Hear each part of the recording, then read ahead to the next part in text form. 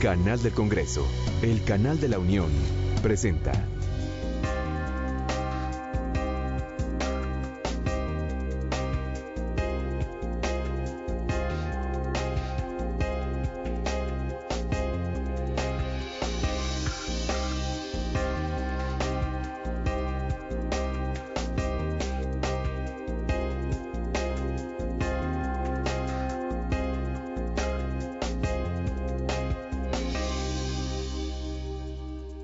Bienvenidos a la serie Personajes del Canal del Congreso. Soy Rina Musali y me da muchísimo gusto saludarlos, pues el día de hoy nos congratulamos con la presencia del doctor Ernesto Samper, expresidente de Colombia, quien está actualmente de visita en nuestro país para presentar su libro titulado Drogas, Prohibición o Legalización, una nueva propuesta.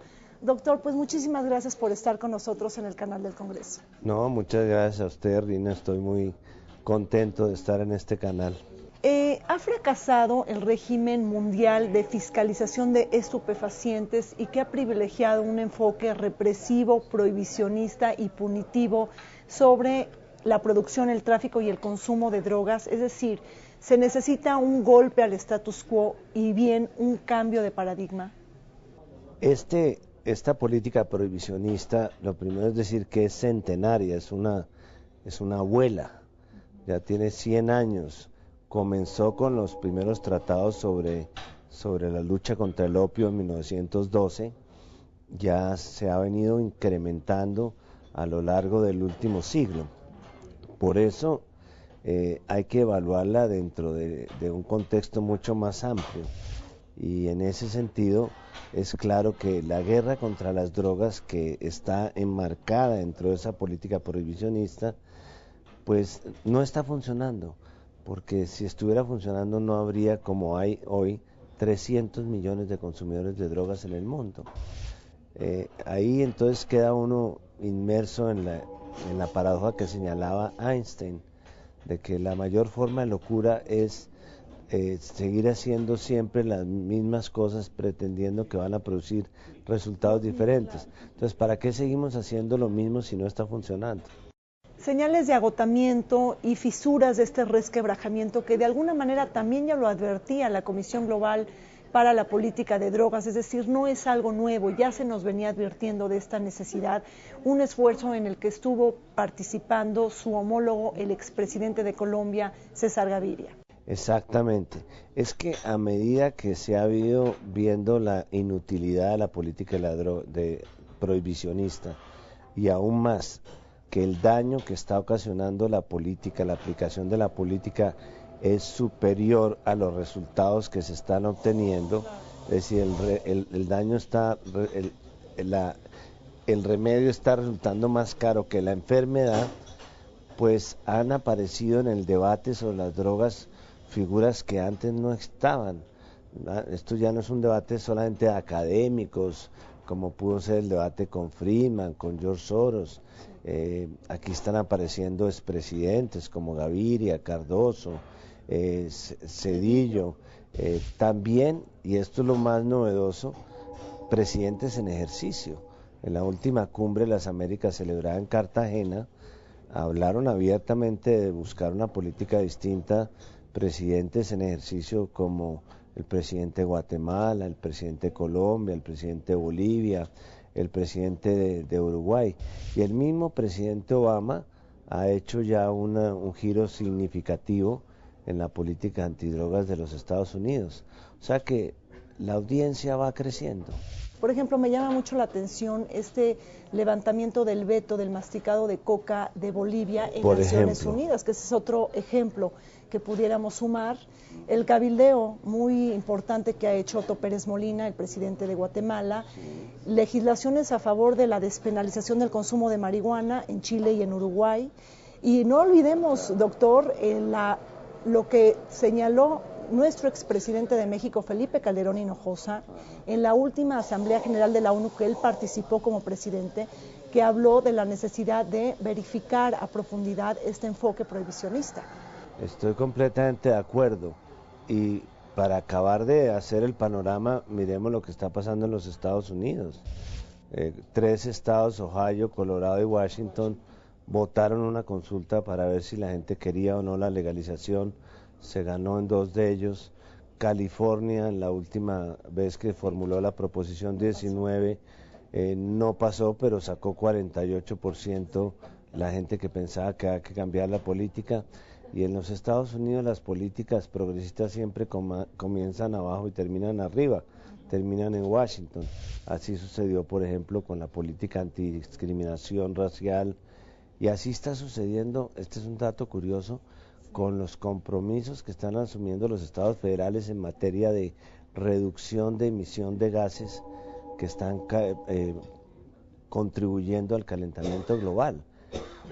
Por encima de la política de Estados Unidos están asumiendo unos compromisos mucho más fuertes sobre este tema. Entonces, yo sí creo que todos estos pasos van en la dirección correcta, que es revisar la política prohibicionista.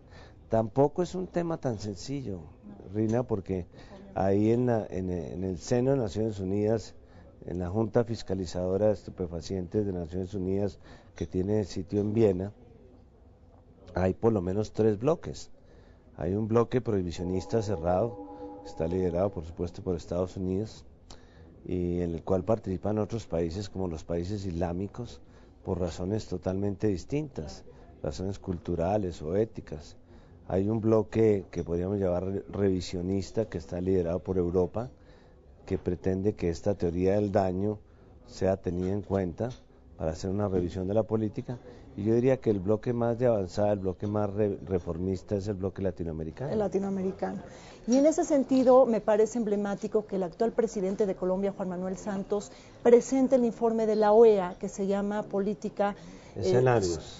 Escenarios, sí, tienen un informe analítico y tienen 4 escenarios, y él lo va a presentar frente a la OEA. Colombia entonces tiene esta autoridad moral, tal y como usted lo dice en su libro, para hablar sobre ese tema, ¿no? Sí, a mí el tema de los escenarios lo conozco muy bien, me parece que nuevamente va en la dirección correcta, que es una revisión de la política. Me hubiera gustado que no se centraran exclusivamente en el tema del consumo, porque el problema de las drogas no solamente tiene que ver con el consumo, con la prevención o regulación del consumo. El mismo presidente Santos en algún momento habló de poner impuestos a la distribución de las drogas para ir de alguna manera sacando a los narcotraficantes del mercado. No hay allí tampoco como ningún énfasis sobre los cultivos ilícitos, que es un tema muy profundo en el área andina, claro. Todos los sembrados de coca. Tampoco se menciona el caso del presidente Evo Morales, el de la coca, el consumo cultural de la coca, ni la experiencia que propone el presidente de Uruguay. Así es que los escenarios son bastante bien logrados, son muy predictivos, en algunos casos se parecen a un horóscopo. Sí, sí, ¿no? De lo que va a pasar en el 2025. Que es como una serie de hipótesis de lo que podría pasar, sí. Pero me parece que les faltan datos de la realidad, especialmente sobre esas partes de la cadena que frecuentemente son ignoradas, como la producción, la distribución y lo que sería el lavado de activos y todo el tema de los precursores químicos. América Latina no tiene acordada una estrategia conjunta para luchar en contra del narcotráfico y el crimen organizado transnacional. Lo que hemos visto en los últimos años ha sido que los países caminan a destiempo, que hay posiciones divergentes y que están ancladas sobre todo a los intereses y a las realidades y particularidades especiales de cada uno de los países. Pero entonces podemos ver que ya hay por lo menos un primer consenso de abrir un debate hemisférico. Digamos que en el tema de la represión del crimen organizado se ha avanzado mucho más que en el tratamiento preventivo y educativo del consumo, o en el diseño de políticas públicas que tengan en cuenta las diferencias entre los consumidores y los adictos, entre los consumidores y los microtraficantes, entre los microtraficantes y los grandes traficantes. Falta mucho para avanzar en eso. Ahora, es importante distinguir, para que no se satanice este debate, que una cosa es la lucha contra el crimen organizado como tal, como organización criminal, y otra muy distinta, la lucha contra las drogas. Porque aquí, en estas horas que he estado en México, la gente tiende a pensar que esto es para hacer una paz con los narcos o para bajar la bandera de rendición frente a la lucha contra el crimen organizado, no. La lucha contra el crimen organizado hay que sacarla adelante porque ellos están desafiando al Estado mismo, a las instituciones, a la democracia, a la justicia, al periodismo, a todo lo que forma parte de un concepto democrático. Por supuesto. Y la lucha contra las drogas es algo distinto que debe ser planteado a nivel internacional. ¿Cuál es su balance sobre esta guerra frontal y abierta que México incursionó en contra de las drogas, saldos de guerra que por supuesto se exportaron a Centroamérica? Pues de alguna manera esto prueba que hay un principio de vasos comunicantes que regula toda la dinámica del tema de las drogas. Si por ejemplo destruimos un cultivo en el sur de Colombia, inmediatamente aparece en el Chapare de Bolivia. Si se reprime el cultivo en el Chapare de Bolivia, aparece en el Guayas del Perú. Si hay éxito en la lucha contra el crimen organizado en México, seguramente se pasará mañana a Centroamérica. Ya está en Centroamérica. Y te confieso que a mí me produce mucha más preocupación lo que está pasando en Centroamérica, porque al fin de cuentas Colombia, México tienen recursos institucionales, económicos. Sí, tenemos estados más fuertes, para más enfrentar presentes. esto. Pero Centroamérica tiene unos estados convalecientes que vienen de una guerra muy dolorosa, unas economías en proceso de consolidación, sin fuerzas armadas porque las desmantelaron por los acuerdos de paz. Yo diría que la región más vulnerable hoy día a la amenaza del crimen organizado es Centroamérica. Así es. Ahora, quizás una de las preguntas más difíciles que plantea su libro es cómo desmontar, como usted ya lo señaló, esta estrategia centenaria que ha estado velada de intereses políticos, económicos, de prejuicios morales, pero que ha estado muy alejada de las determinantes científicas del problema de las drogas. Sí, efectivamente, esto comenzó, la prohibición comenzó inicialmente comenzó por el análisis que se hacía del daño que podía causar en la salud las sustancias para el que las consumía. Y se fueron prohibiendo sustancias que eran aparentemente dañinas para la salud. Pero hoy día ya no ese es el criterio. Hoy día las sustancias se prohíben por razones políticas. Y ya las drogas no son malas porque sean malas para la salud, sino porque son ilegales. Entonces se ha cerrado de una manera perversa el círculo, y esto es de los paradigmas perniciosos que hay que romper en lo que yo digo en la política de desescalamiento de la prohibición. Usted en su libro es muy claro y dice no a la legalización, pero dice tampoco no a la prohibición y dice sí a la descriminalización. Esta última faceta es bastante amplia, compleja y tenemos que ver cómo transitamos a ella. Dentro de esta faceta, ¿a qué le decimos sí y a qué le decimos no? Porque se abre todo un abanico de posibilidades. Lo primero es que no considero que sea bueno saltar del fundamentalismo prohibicionista al fundamentalismo legalizador. Eso no nos lleva a ninguna parte. Es que cada quien pueda consumir lo que le dé la gana, donde quiera, no, ese otro extremo es tan dañino como el prohibicionista.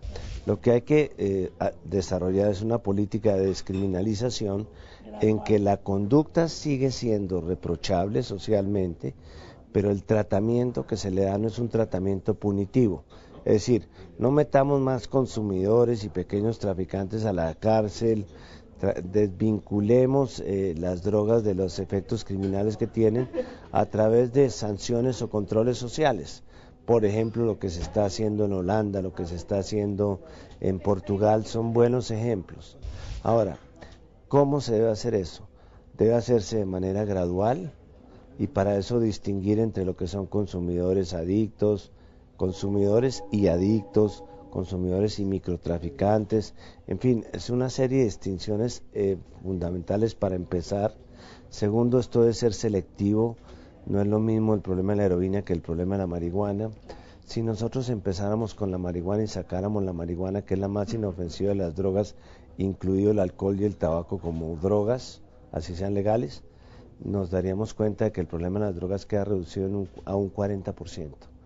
Y si se le quita eso, las anfetaminas y las drogas sintéticas, el problema de la cocaína y la heroína queda reducido pues a 90 camiones de 20 toneladas, que son 1.800 toneladas, que es la producción, y a 40 camiones de 20 toneladas, que es la producción de heroína en el mundo. ¿Y entonces por qué no hemos avanzado? Porque de alguna manera hay un interés en revolver todas las drogas y que esto justifique las políticas intervencionistas de algunos países, porque no otra explicación tiene el que se haya narcotizado la agenda del hemisferio. La agenda de relación de Estados Unidos con América Latina está totalmente narcotizada. Y es una pena porque hay muchos otros temas que sería muy interesante discutir. Le agradecemos muchísimo esta entrevista. Para nosotros ha sido un privilegio conversar con usted. Y bueno, pues esperemos que a la audiencia del canal del Congreso pues hayan gozado esta entrevista, al igual que su servidora, y como siempre los esperamos en una nueva emisión de Vértice Internacional y de la serie Personajes del canal del Congreso. Hasta pronto.